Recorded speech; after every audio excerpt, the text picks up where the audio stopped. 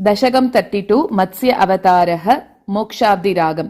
पुरा हयग्रीव महासुरेण षष्टान्तरान्तोद्यतकाण्डकल्पे निद्रोन्मुख ब्रह्ममुखादृतेषु वेदेष्वदित्सः किल मत्स्यरूपम्। सत्यव्रतस्य द्रमिलादिभर्तुः नदीजले तर्पयतस्तदानीं कराञ्जलौ सञ्ज्वलिताकृतिस्त्वम् अदृश्यताः कश्चन बालमीनः। क्षिप्तं जले त्वां चकितं विलोक्य निन्येम्बुपात्रेण मुनिस्वगेहं स्वल्पैरहोभिः कलशीं च कूपं वापीं सरश्चानशिषे विभो त्वम्। योगप्रभावाद् भवदाज्ञयैव नीतस्ततस्त्वं मुनिना पयोधिं पृष्टो मुना कल्पदिदृक्षुमेनं सप्ताहमास्वे वदन्नयासीः।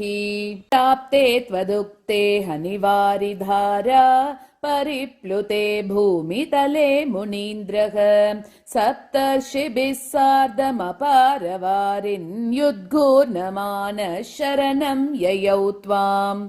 दरान्त्वदादेशकरीमवाप्तां नौरूपिणीमारुरुहुस्तदा ते तत्कम्पकम्प्रेषु च तेषु भूयः त्वमम्बुधेराविरभूर्महीयान्। जशाकृतिं योजनलक्षदीर्घां ददानमुच्चैस्तरतेजसं त्वां निरीक्ष्य तुश्चामुनयस्त्वदुक्त्या त्वत्तुङ्गशृङ्गे बबन्धु। आकृष्टनौको मुनिमण्डलाय प्रदर्शयन् विश्वजगद्विभागान् संस्तूयमानो नृवरेण तेन ज्ञानं परं चोपदिशन्नचारीः।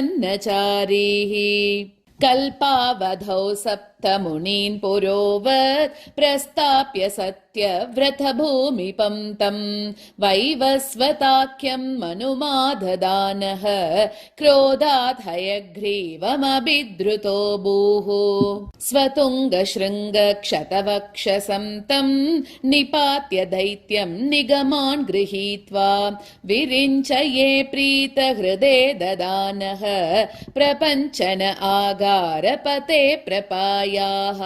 नारायण अखिल गुरो भगवन्नमस्ते। सर्वत्र गोविन्द नाम संकीर्तनं गोविन्द गोविन्द।